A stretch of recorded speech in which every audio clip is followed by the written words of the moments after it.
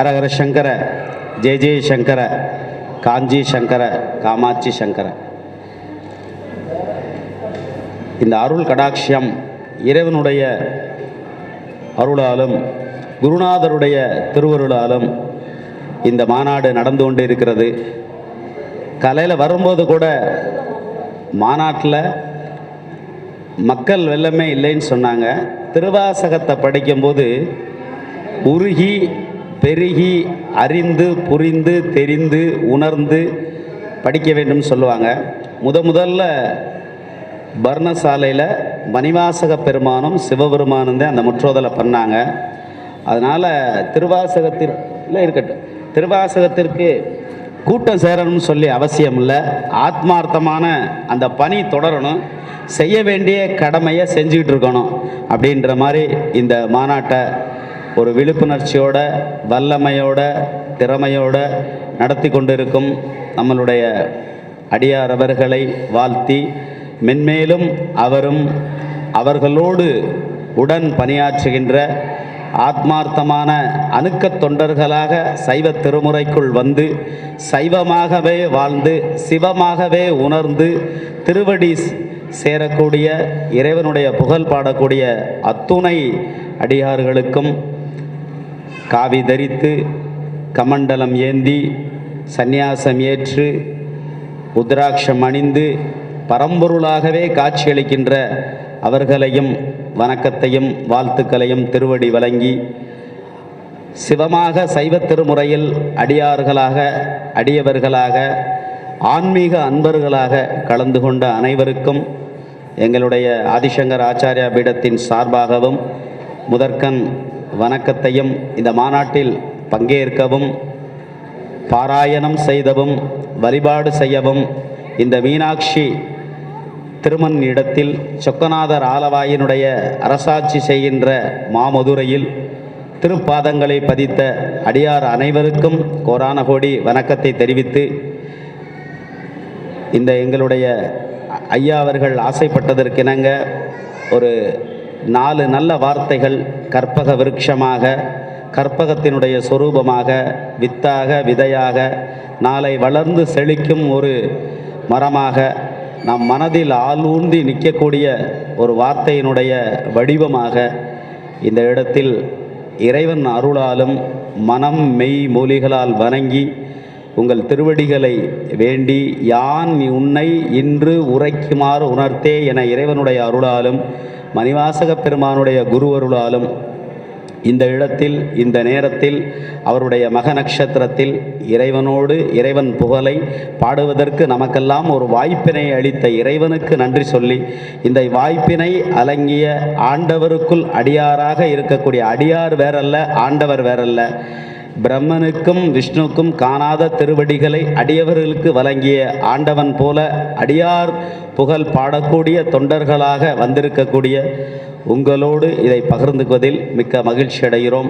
இறைவன் கொடுத்த வரப்பிரசாதம், பங்கேற்பதற்கு நமக்கு கிடைக்கக்கூடிய இந்த பிறவியில் கிடைத்த வாய்ப்பு, அப்படிப்பட்ட இந்த மணிவாசக பெருமானுடைய புகழையும், சேக்கிலார் இந்த உலகத்திற்கு ஒரு அமைச்சு பணியில் இருந்தார், அதே போல் மணிவாசக பெருமான் இருவருமே அமைச்சு பணியில் இருந்து இந்த உலகத்தில் பெரிய பேரை பெற்ற மகான்கள் இருவரும். அப்படிப்பட்ட அந்த மகான்களுடைய மாணிக்கவாசருடைய புகழை, திருவாசகத்தினுடைய புகழை இன்று உரைக்குமாறு இறைவனுடைய அருளால் ஒரு 4 வார்த்தைகளால் மனம் மெய் மொழிகளால் அவர்களை வணங்கி, இறைவனுடைய அருளால் நாம் முதல் இந்த உலகத்திற்கு வணங்கப்பட்ட ஒரு வேத பாராயணம்.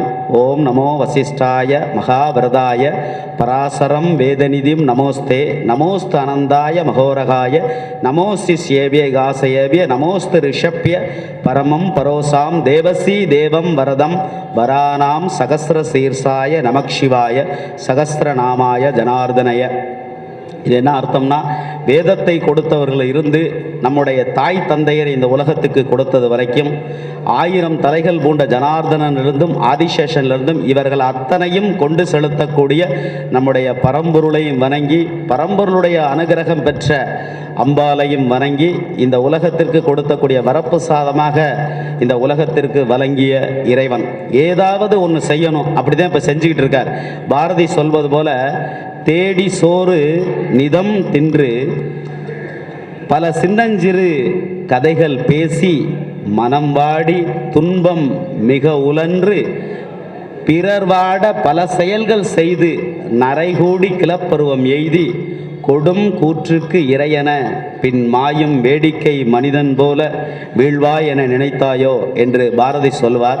அவர் வாழ்ந்த இந்த மாணிவாசக பெருமான் போலவே குறைந்த வயதில் பருவகாலத்தில் எய்தும் 4 நூற்றாண்டுகளுக்குள் வாழ்ந்து இந்த உலகத்தில் புரட்சி பணிகளை செய்து இந்த ஒரு பிராமண வம்சத்தில் தோன்றிய அந்த பாரதி போல சொல்வதனுடைய கூற்றுக்கு இணங்க ஒரு வைராக்கியத்தோடும் நம்பிக்கையோடும் முயற்சி என்பது முடியும் வரை செய்வதல்ல, முடிந்தவரை செய்வது முயற்சி என்று அந்த முயற்சியிலே பல கடலுக்கு சிப்பிக்குள் முத்து இருக்குன்னு சொல்லி கடலுக்குள் முத்தெடுக்க செல்வம் முத்து கிடைக்கவில்லை என்பது வருத்தப்பட்டு வருவதல்ல, அது தோல்வி அல்ல, நம்முடைய முயற்சியில் தான் தோல்வி என்பது அர்த்தம். அப்படி திருச்சி மாநகரிலிருந்து அவருடைய குடும்பம் குழந்தைகள் என்று தன்னுடைய வாழ்க்கையை சராசரி மனிதனாக வாழலாம்.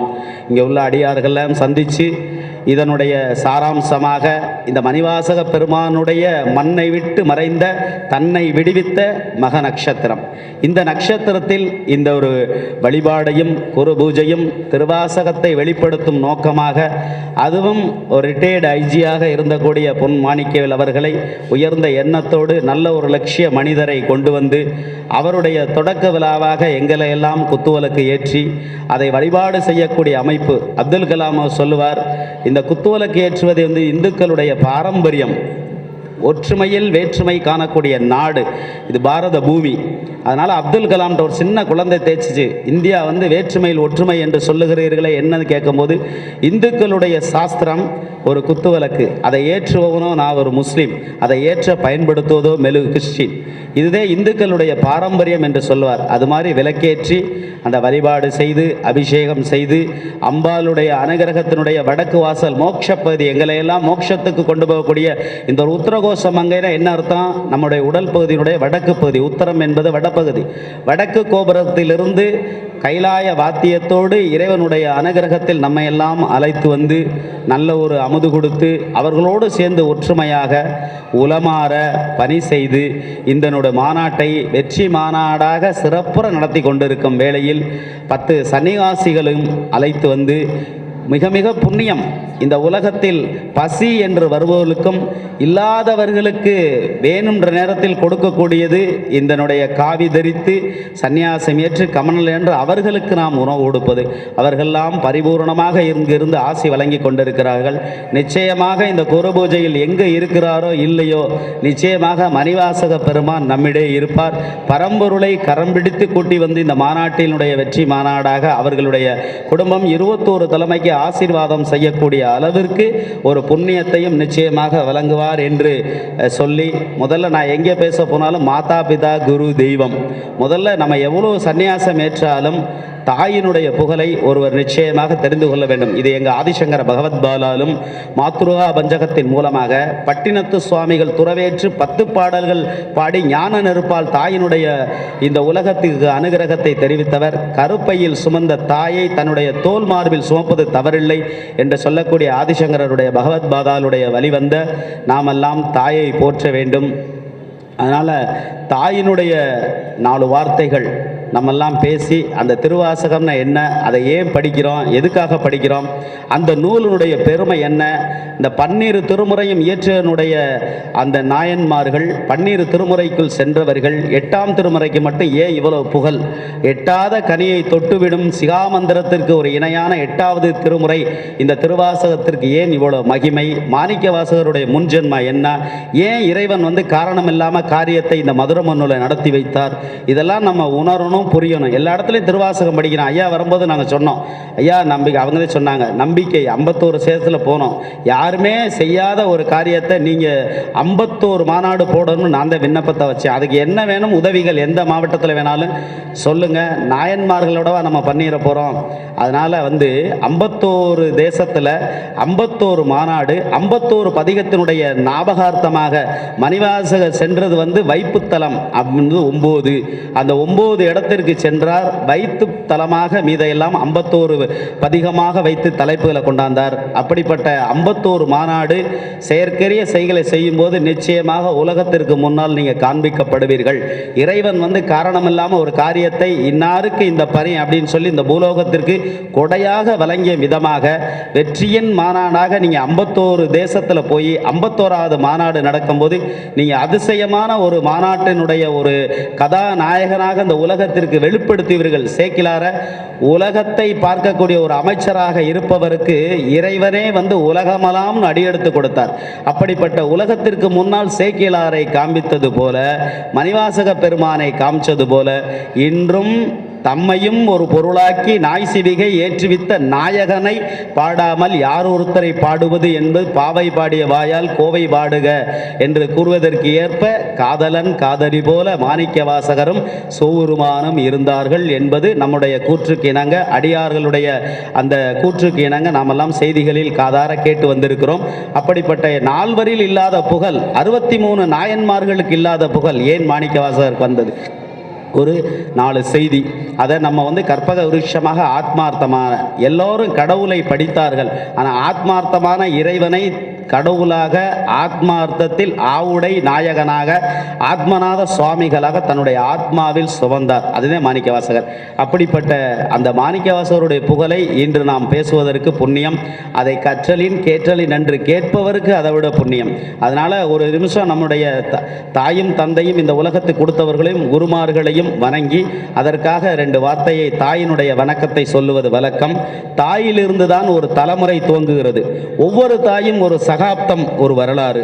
தலைமுறை மாற்றத்தை தருபவள் ஒரு தாயால் தான் முடியும்.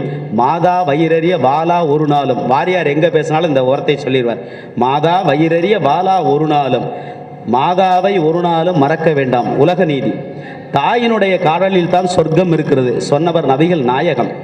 தாயும் தந்தையும் கனம் பண்ணு சொல்வது பைபிள். யார் இல்லையே இந்த உலகத்தில் பிரவேசிக்க முடியாதோ, யாரை இழந்தால் திரும்ப பெற முடியாதோ அவளுக்கு பேர் தான் தாய் என்று சொல்பவர் வீரத்துறவி விவேகானந்தர். அதாவது கருவில் இருந்து சுமந்து 10 மாதம் பெற்றெடுத்த தாயை நாம் தோளில் சுமப்பது ஒன்றும் நமக்கு பெரிதல்ல என்று சொல்பவர் ஆதிசங்கர பகவத் பாதால். 10 மாதம் சுமந்து புரண்டு படுத்தால் வலிக்குமோ என்று இந்த பூலோகத்திற்கு வருவதற்கு முன்னால் எனக்காக இறைவனை பிரார்த்தனை செய்த ஜீவன் உண்டு என்றால் அது என்னை பெற்றெடுத்த தாயே என்று சொல்லுபவர், புரட்சி செய்பவர் அருள் பெருஞ்சோதி ராமலிங்க சுவாமிகள் அவர்கள். அப்படிப்பட்ட ராமலிங்க சுவாமிகள் காவி தரித்து அவர் புரட்சி செய்வதை விட, சந்நியாசம் ஏற்று திருவோடு ஏந்தி போவதை விட, திருவோடு ஏந்தி வருவர்களுக்கு பசி என்றவர்களுக்கு பகல் 12 மணிக்கு உணவு கொடுக்க வேண்டும். காவி செய்த புரட்சியை விட வெண்பட்டு உடுத்தி வெண்மையால் புரட்சி செய்தவர் அருள் பெருஞ்சோதி. அதாவது அவர் திருவாசகத்தை படித்து கொண்டே திருவல்பா எழுதியவர். பச்சை தண்ணியில் விளக்கேற்றி ஒளியை பெற்று எழுதக்கூடிய, தன்னுடைய சிந்தையில் சிவனை வைத்து என்பதற்காக கூந்தலில் திருவாசகத்தை வைத்து நடைபயணம் செய்து இந்த உலகத்திற்கு வெளிப்படுத்தவர். திருவாசகத்தை 2வது முற்றோதல் தன்னுடைய மனைவிக்காக சாந்தி முகூர்த்தத்தில் பண்ணி தீட்சை பெற்று முக்தி அடைந்தவர் அருள் பெருஞ்சோதி வள்ளல் பெருமான் சுவாமிகள். இப்படிப்பட்ட அந்த தாயை தூற்றி வாழ்ந்தவனும் இல்லை, தாயை போற்றி வீழ்ந்தவனும் இல்லை. ராமலிங்க சுவாமிகள் ஓலை குடிசையிலே ஒழுகும் மழை நீரிலே ஒவ்வொரு தாயும் தன் உடலை கூடாரமாக்குகிறாள். மழை நீரில் நனைவதற்காக அல்ல, தன் தண்ணீரால் நனைய வைப்பதற்காக.